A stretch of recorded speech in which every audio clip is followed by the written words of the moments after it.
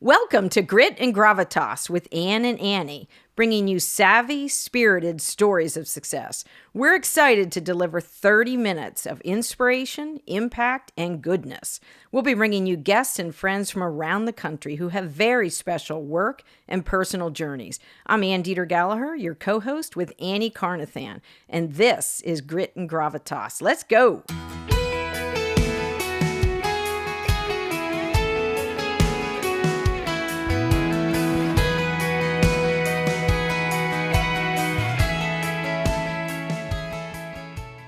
It's High Gear Friday. Woo! TGI High Gear Friday. We're doing it again. We are. We're going to get after it today. There's a lot of stories we're going to unearth with a very special guest. One of the most profound, important women I have had the privilege and the pleasure of knowing. She's already wincing. It's like, come on, Annie. So we have in studio today Amy Beamer Murray. Woohoo! I'm good with the Murray now. Takes a while after so long of Beamer. You and me both. Right? And Amy, just real quickly, because we want to get to the good stuff. So Amy is the Chief Operating Officer and partner of Pavone Marketing Group, which is a series of agencies, all of which cater to a niche. Big mover and shaker.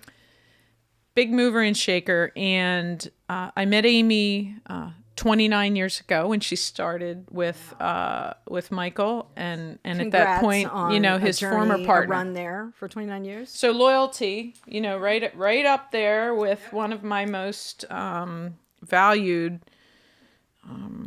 traits. And so Amy, when I said to Ann, we have to have Amy as one of our earliest guests. You know what Ann said? Oh my gosh, her cards. I did.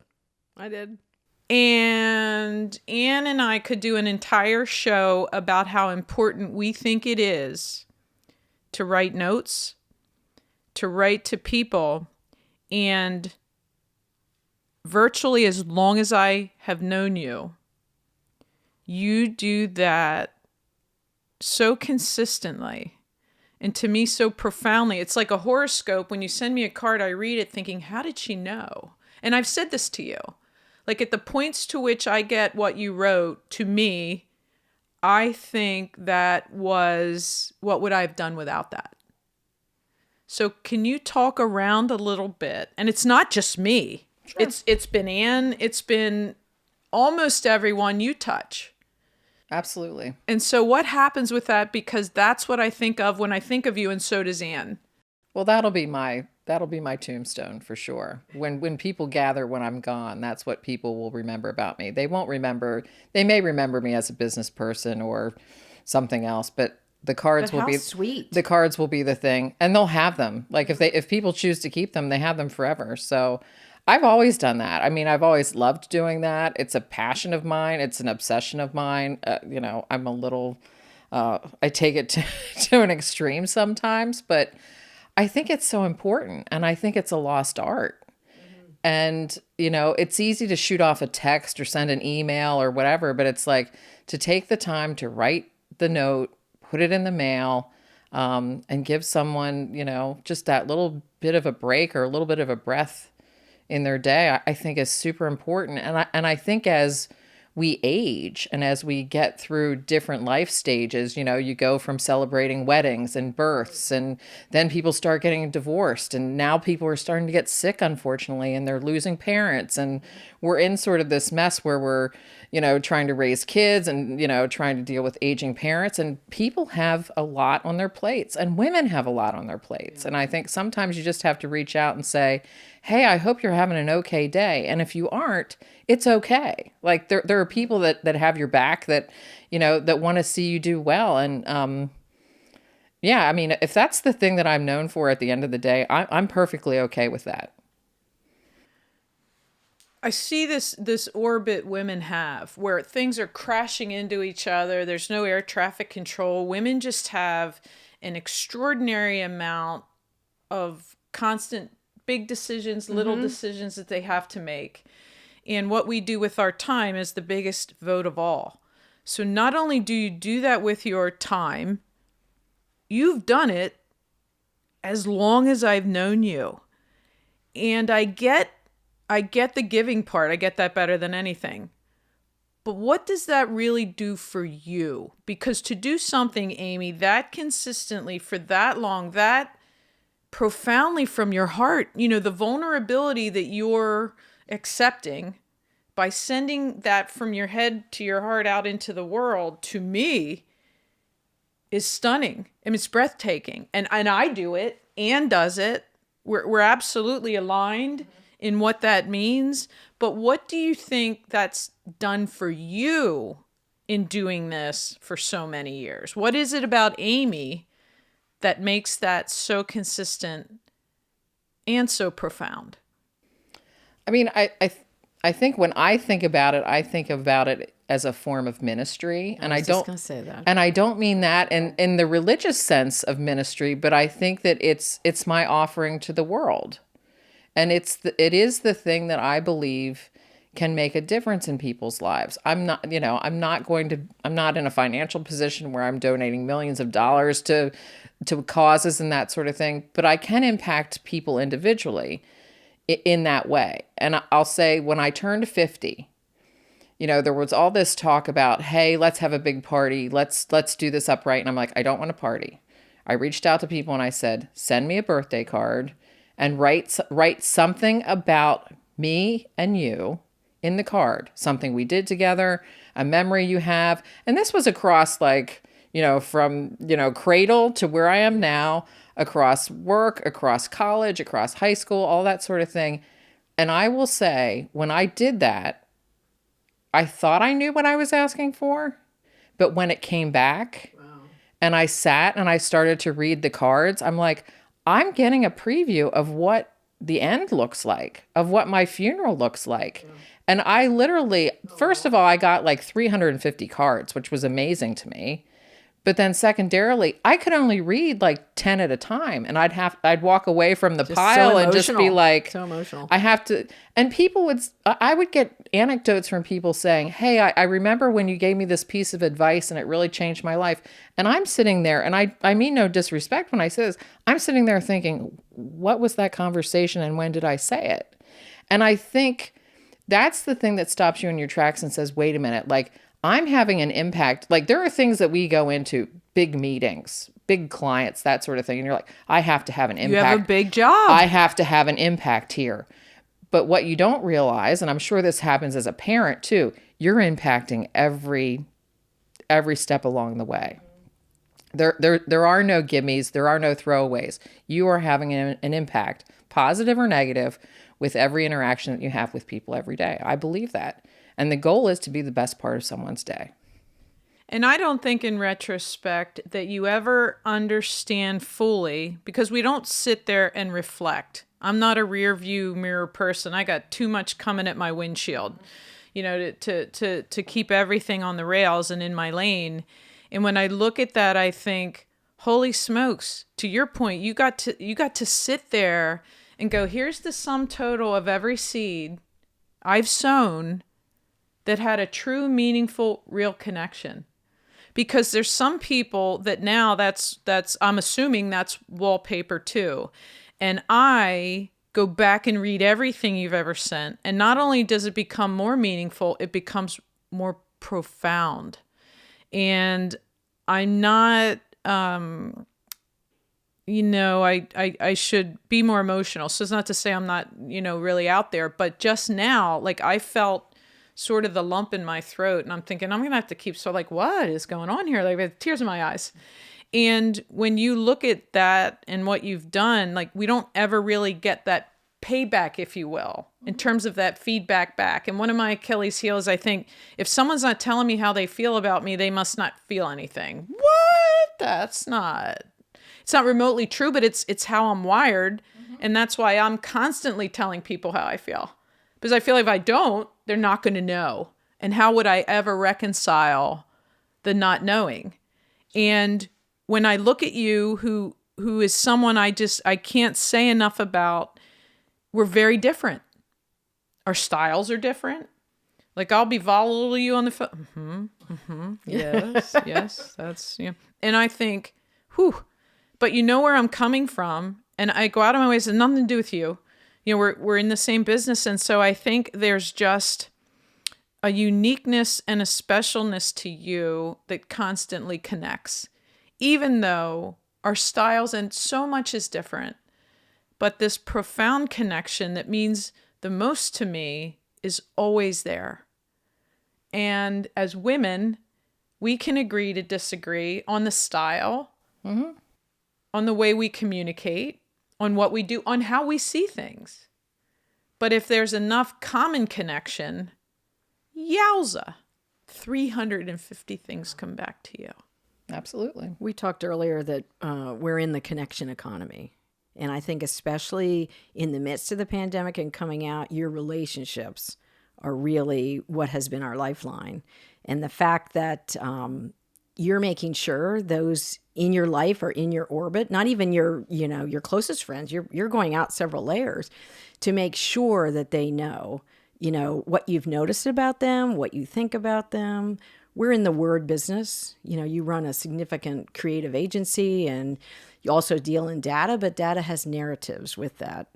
And so to tell someone, and maybe it's in a working relationship, maybe it's an employee, maybe it's someone you met in the community, exactly what you feel. My father's last words to me were, honey, you'll never know how much I love you. And we as a family, we said, oh, Dad, that's wrong. We more than knew. You said it many, many times. No one in your orbit's ever going to say, I wonder what Amy thought of me. Because they will have these cards and they will know those sentences will change a person's trajectory. We talked about that too. You can be in a deep valley. And we as executive women, we can't really afford to be in deep valleys very long. People are watching us. Clients are watching. We're on the front line. And they take all those cues from it. Does Ann really know where she's going? Does Annie know? Does Amy? You know the way, Amy? We got to follow you.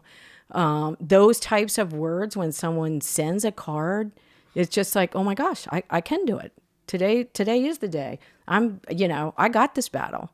And I think probably, even though you receive 350 cards, you probably have no idea of the deep and wide impact you've had. Well, thank you. I mean, that's great to hear. And I'll say one of the projects that I started at the beginning of last year, I decided, I had read a New York Times article that says that the average American receives less than 10 pieces of personal mail a year. Wow. Absent of Christmas cards, absence of mail. birthdays, but literally less than 10 pieces. And I was like, are you kidding me? Like, because I send out stacks every week. I send out stacks of cards. Praise the and Lord I'm like, for me. That's a ridiculous statistic. So I made up my mind. I said, I'm picking 100 women. And I said, Wow. I'm going to send you a card every month. So you're going to get 12 cards from me. Oh my word. And I started that. And some cards I just sent the card. Hey, hope you're doing well. Some I included letters about things I was thinking about. But I did that pre-pandemic. And then we hit March. So I had done January, February. Yeah. We hit March. And, when this started, we weren't really sure where it was headed. And, Right. and I just kept going. And I couldn't have envisioned where that project was going to lead because of the pandemic. But the feedback I got in December when I said, well, I'm wrapping this up, I got like, keep going. They probably said, where do I sign up? Please keep We going. need another 100. Now. But you also got, oh man, like you don't know how much it meant to me, or you don't know how this helped me Absolutely. navigate this year, or because everyone was feeling different pressures. And I think, we're not far enough away from quote unquote the pandemic to really decide what the positives are coming out of it. But I think one of the things that I'm excited that people are talking about is the idea of resilience and mindfulness and having that place to go that allows you to ground yourself and, and endure. Because we have to bounce, to your point earlier, we have to bounce. And resilience is, we do. Can you bounce and how high? And, we all are carrying heavy loads, and you've just got to be able to do that. And there's something to the people who can do that and to the people who struggle with that. And you've got to look around and look at the folks in your life and in your work and say, okay, who's struggling? Who's really having a hard time? And how can I put some bounce back in their ball, so to speak? I call it my ticker tail. Yes. I love that. I've heard you say that. Bouncing. And sometimes all it takes is to know that someone, has been thinking of you or is on the same journey or believes in you. Sometimes it's only one sentence and you're, energized and you do your little self-talk for confidence and say, I do have this. Because there's not a line of people out the door that say, go, go, go, ladies, go. Sure. Well, and I read a lot, and I read a lot of nonfiction, and I read a lot of memoirs. And the chapter of the memoir that's always the most interesting to me is the chapter when someone talks about how they overcame, how they failed and bounced back. Come back. It's easy to talk about the successes. Like, people will say you learn more in your failures than you do in your successes, and that's absolutely true. But the chapter, I'm always interested, how thick is the chapter about the failures? Because a lot of times people gloss over that in their story because they don't think that it's significant, because they're telling you where they ended up, not how they got there. Yeah. How they got there is what's more interesting to me. And that's the grit of this. This is that resiliency. This is that setback comeback, because if you're out there, it's going to continue to happen. It's a journey, not a destination. I think what COVID did, one of the big things for me is I didn't know I needed some of the people I needed. And if you're me saying, hey, I don't really do that well with needing people. and listen, there's not an ounce of attractiveness in not being needed. There's an enormous deep currency for being needed. And now I'm more prone to sort of at least pack an overnight bag and go, hey, could I stay? Just metaphorically speaking. Sure. And can you carry this bag for me for a little bit, because I'm in my head, I can't get out, and it's foggy. For me, if it's foggy, it's dark. And you just broke through that and just like, okay, not only do I admire her, respect her, love her, I need that. And I communicated that to you, and you don't know the vulnerability it takes for me to say, I needed that. And I'll never forget it, and I'll look back at our podcast launches. How did we do that? How did we find time to do that? And I'll look back and say it saved part of my life. And you've just done that over and over and over again. And I marvel at that. And of course, it through my lens, it means so much. So what we're trying to say to women in businesses, if we're us, right? If this works for you, put 2 sentences in a card and send it. Absolutely. Send flowers. That's the other lost art. I mean, I have that covered. Yeah. Absolutely. We have fresh flowers every episode. They're very pretty. We sent my mom Valentine's Day flowers because she lives alone. She's 80 years old. And I say to Walker all the time, our son, if we're not telling some of these elderly people we love them, who is? And I love that about him. I love you. I love you. I love you. I love you. Best grandma ever. Best, whatever. And so whatever that looks like, to do that, how hard is that? Online flowers? I don't know. I have it down to 90 seconds. I was going to say it's super easy. Super easy. And what Amy did to me, who already did that, made me appreciate that more. So what did I start to do? I started to write even more. Well, you're both fabulous at it. And there's something about the connection, my head, heart to paper. And someone said the other week to me, well, you do that, but I tell you, I go, yeah, but I can't reread you telling me. Yeah. My dad's an English teacher. Probably had to write before we got to speak, but it's just in business, to your point, it takes to write 2 sentences. And in the beginning, it was like, oh, Amy's thinking of me. That's really, really cool. And then it delved into now where I think it was one of those sparks that just saved my life at that moment. And I want to throw out here, we're not just speaking about women doing this. My youngest son, Benj, who's the country artist, he will write handwritten notes if he's at a writer's retreat. If he's met a new radio personality, he will write a handwritten, thank you. The words that you added to the song are incredible, or those things too, in an industry that maybe, isn't overwhelmingly handwritten notes, are so meaningful. You just rise. It's recognition too. When it stands out. Yeah. And I think, and men appreciate it. Like I'll say, I make a point of sending, like I'll send Mother's Day cards to all the moms in my life. Aww. I send Father's Day cards to all the fathers in my life.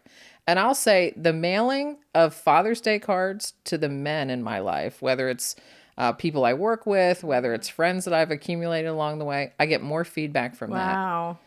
Because they're saying, oh, thank you so much for taking the time to recognize. Because, hey, if you're a mom, if you're a dad, that is the most important job in the world. Like all the other things that we're doing, our greasy kid stuff, that's important. And I think, you've got to recognize that. And I worry sometimes that like they get overlooked, or, it's June and hey dad, we're going to have a barbecue and there's no card or whatever. Here's your tie, or maybe not. Yeah. But, I get a lot of feedback that they appreciate that. So another interesting part of you is you're the chief operations officer. When you hear the word operations, you think of organization, process. It's clinical. Mm-hmm. It's, to me, cold. That's not how my brain is wired. And you couldn't be more of the antithesis of that. Mm-hmm. And you essentially have taught me, and again, I'm big on this. It's sales isn't who I am. It's what I do. But by the same token, it's almost matched perfectly. If you could match, my traits and my qualities, my superpower. And so how is there room for both? In terms of that compassion you have, that consideration, that diligence to your emotional communication to people. So that's really what it is. It's an emotional outreach. Mm-hmm. I mean, I think when it comes to process, process is something that you put on paper. People are what bring the process to life. And so it still is a question of how do you encourage people? How do you guide people to follow a process that we believe is going to lead us to success? And, we've been at this for 29 years and people will say, oh man, like you've worked the same place for 29 years. And I'm like, no, I've worked at about 6 different agencies. They all had the same name, but like there was the startup. There was, I'll be honest, my favorite time of the agency was probably when we fit in 2 cars. That was like the golden time because it was still small enough to manage, and then, we've grown, along the way to the point where we're now almost 100. So there are these sort of, I almost look at it as life stages where, okay, we were a child, then we were an adolescent, then we're a young adult. Now we're moving into maturity and it's starting to, we've had to grow up. And that's the life cycle of the business. And we've had to evolve with that. And I think it is the evolution. I think it is the idea that anything is figure outable, if that's a word. I love it is now. It's the title of a book, and I have the book, but it's everything is figure outable, and I think that's if I look at like what motivates me, the biggest motivation anyone can do is to tell me that something can't be done. Yeah, because I'll figure it out. It might not be right the first time. There might be 2 iterations of it afterwards, but we can figure it out. And we've all been in those situations where you're just like, oh my gosh, like how am I going to do that? That's one of the ways that Annie, you and I met, became friends was, we were in that startup phase, back on Rose Street. And, I would call you and say, hey, can we do this? Like, is this possible? Like, and it's like, well, let's talk about that. But You've got to ask, you've got to ask the questions. You got to move. You got to just keep moving things along and figure it out. In 29 years, there's never been the same day twice. No. Just like there are no Never. two exactly alike people. And to me, as long as I'm growing and I'm challenged and I see sort of, to your point, that's there and people say, oh, you can't get there. And I've spent an entire career doing that, of either being counted out or, she can't do that. Oh, she's made, I went to Universal and there wasn't a single person that goes, you did what? You left this broadcasting career and what? And so that iteration again of having to go from 2 or 3 to 100. Sure. And getting the right people in the right seats with the right chemistry, because media and advertising is really collaborative, as is PR. Mm-hmm. And chemistry is as important as skill sets. And to get all of that right to continue to be able to grow. And I look at you as the glue at PMG, at Pavone Marketing Group. And everyone has a role and does it exceptionally well. Mm-hmm. And so 29 years later, which is even hard for me. I know. I'm on Rose Street word. and I'm calling Amy and I'm going, okay, like I was like a homing pigeon. I'm like, I have to be right here. And it was like a bat door. Like, and then you went up all these, this is my recollection, right? We were in an old and I'm brick thinking, warehouse. I didn't even tell anybody where I'm going. Cause as a sales rep, you're not supposed to go like in a home alone with someone in a trailer and, you do all that stuff. And I was like, oh my gosh. So I heard Michael and his partner then in the back, and there was Amy, and I goes, is it just the three of you? Just go, yep. They do this and I do everything else. And I was like, okay, I'm going to help you because I'm a giver, right? I'm like, what did I know? 2 seconds worth at that point, but I'm going to help you. Right. Well, and that was the thing. Like I say to Michael every so often, I'm like, can you imagine starting a business now when now that there's the internet? Like right. when I literally had a path to the state library.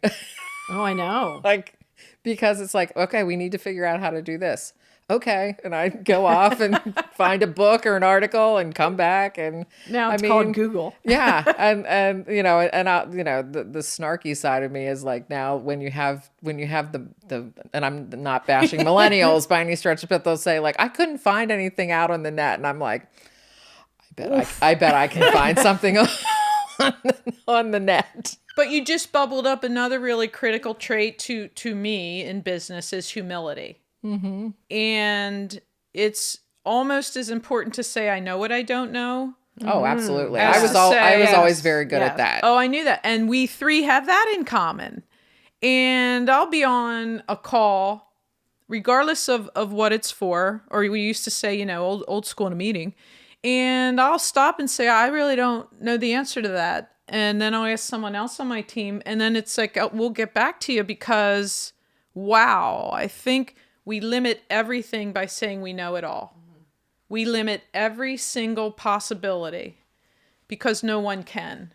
Sure, absolutely. And I think in our business, we've always relied on young people as an industry. We've always relied on young people culturally to be current, fresh eyes, talent, all that sort of thing. And, there is a level of humility where you sit in a meeting and you have a 25-year-old telling you something about digital media and you're like, I don't know that. Like and they do, and that's great. And we can collaborate and I can, That's why we have them. Right. And I'm going to say that's not my brain and you can't be in my brain and I can't be in yours. And that's the best team, And so I think, Amy, if we're going to wrap this up and that's how quickly it goes by. It does go fast. It goes as fast for the listeners as it does for us having this conversation. What I can't say that it's been unpleasant. We tried to guarantee you that, but boy, we just don't ever know. Ann squirms a little bit every show, for where we're going, which is we don't know where. So what would be your one takeaway for today? Because we absolutely have to bring Amy back. Oh, yeah. We have to bring Nancy back. 2 guests. We have to bring them both back, right? You're full of business vitamins. Yeah. And that's our deep desire is from our career trajectory. How do we give back to legions of younger people, men and women? So we ask everyone, would you share a high gear piece of advice to others who would be listening or watching on video? I would say, mine's multi-phased, I guess. I would say you have to show up. You have to be prepared. You have to be present. You have to listen. That's sort of the basis of it. And then from a business standpoint and a longevity standpoint, I would say nothing is ever going as well as you think it is, and nothing is ever going as badly as you think it is. And if you can stay just in the middle, stay calm, eye on the prize, stay focused. Perspective. I think that's the thing, because it's easy to vacillate.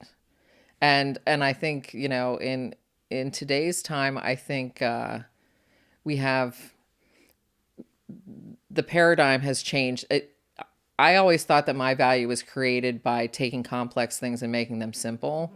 I think a lot of people now think it's taking simple things and making them more complex. And I always am trying to drive back to that simplicity. And no one's going to raise their hand and say, I don't understand, I can't follow you. What? Nobody's going to do that. Right. So, I think the simplicity piece is super important as well. Interesting that nothing you said requires a 4-year degree to master or to really assume today. Anyone listening, we can't say, well, if I really went to college, then I would have been where Amy is. All of the powerful skills are the soft skills, and they're things that you can really start today. Show up and listen. Amy Beamer Murray, 29 years at Pavone Marketing Group. In this life, I was loved by you. And so there's no greater compliment I can pay. And thank you for the time today. Absolutely. There's so much more we need to do, but we need women to listen to the show, to share it, to subscribe, to make sure that we're doing what every woman sees as the most beneficial takeaway from this. So thank you so much. It's a great thing that you're doing. Thank you for having me. Thanks. I'm writing a note card today. That's what I'm doing. I'll be doing mine tomorrow. Oh, I know that. Have a high gear day. Thanks for listening. It's our desire that these stories will bring energy, ideas, and fresh thinking that you can use today. Subscribe to our podcast and follow us on Instagram, and have a high gear day.